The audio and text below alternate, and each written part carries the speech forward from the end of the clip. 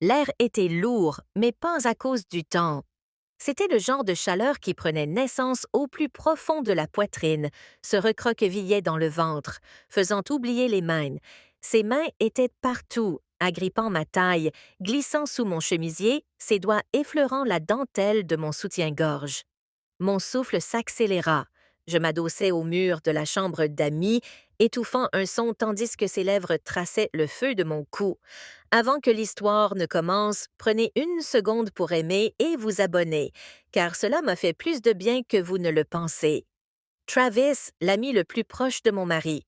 Sa bouche était chaude, pressante. Son eau de Cologne, boisée, audacieuse, familière, emplissait mes sens. Ma robe était remontée sur mes hanches. Mes sous-vêtements étaient écartés. Ses doigts se glissèrent entre mes jambes. Et pendant une seconde, je ne pus penser qu'à quel point j'en avais désespérément besoin. « Tu trembles » murmura-t-il près de mon oreille. « Je sais » ai-je soufflé. Et juste au moment où le monde était sur le point de basculer, j'ai murmuré. « Attendez, avant de continuer, il faut que vous fassiez une chose. Aimez cette vidéo, abonnez-vous, activez la cloche, car c'est le secret le plus fou que j'ai jamais révélé. Laissez-moi vous ramener en arrière. » J'ai épousé Ethan à 27 ans.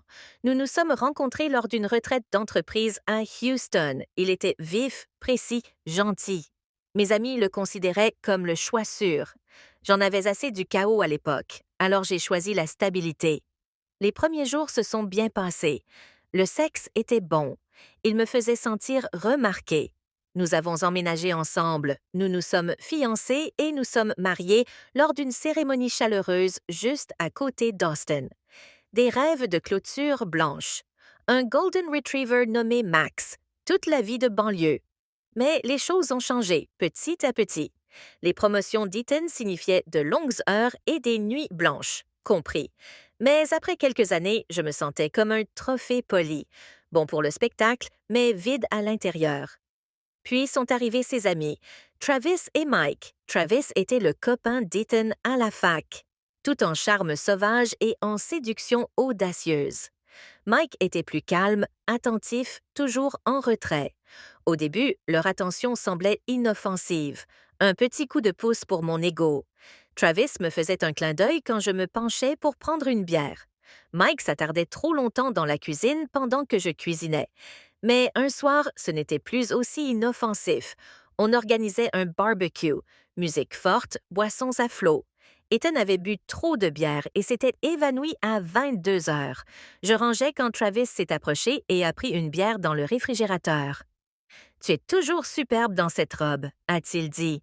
« Tu m'as déjà vu porter ça », ai-je taquiné.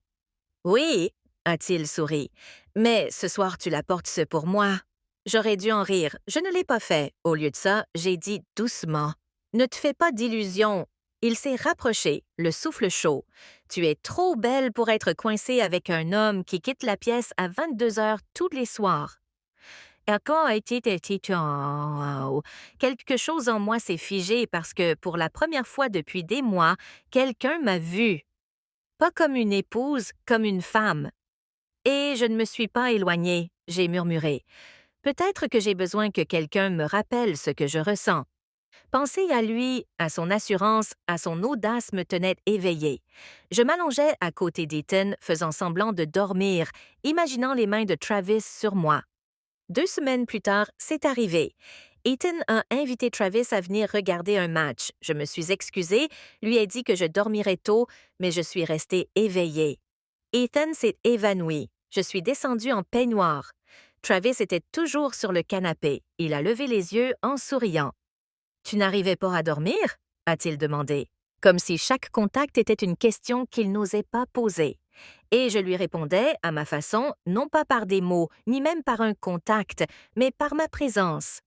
J'ai remarqué qu'il attendait que je parle avant de le faire. Comment ses yeux me cherchaient lorsqu'il entrait dans une pièce.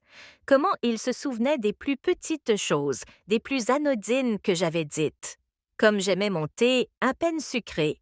Comme j'ouvrais toujours la fenêtre le soir, même s'il faisait frais. Comme je fredonnais entre mes dents quand j'étais perdue dans mes pensées. Il avait cessé de se sentir comme un invité et avait commencé à ressentir quelque chose de plus, quelque chose que je ne savais pas vraiment comment nommer. Une nuit, un orage s'est abattu. La pluie s'est mise à tomber, drue et rapide, tambourinant contre les fenêtres comme si elle avait un message. Le ciel a pris une étrange teinte gris foncé et les lumières ont clignoté une fois, puis se sont stabilisées. Nous étions assis dans le salon. Il était à un bout du canapé, moi à l'autre. Une couverture était pliée entre nous. Le film à l'écran se fondait dans une douce lumière de fond. Je n'aurais pas pu te dire de quoi il s'agissait si tu me l'avais demandé. Je ne le regardais pas. Je regardais ses mains, la façon dont elle reposait calmement sur ses jambes, la façon dont ses yeux m'ont trouvé dans le scintillement de la lumière de la télévision alors qu'il pensait que je ne le remarquais pas. Puis la coupure de courant, l'obscurité, pas de bourdonnement de réfrigérateur, pas de bande-son, juste la pluie et le silence. On dirait qu'on est coincé, dis-je en essayant de garder une voix légère. Ouais, répondit-il. Sa voix était basse, presque engloutie par le bruit de la tempête. Puis il s'approcha de moi, pas brusquement, juste légèrement, lentement. Son bras effleura le mien. Il ne recula pas. Moi non plus. C'est bizarre, dit-il. Au bout d'un moment, comme certains silences en disent plus que les mots. Je me tournai vers lui.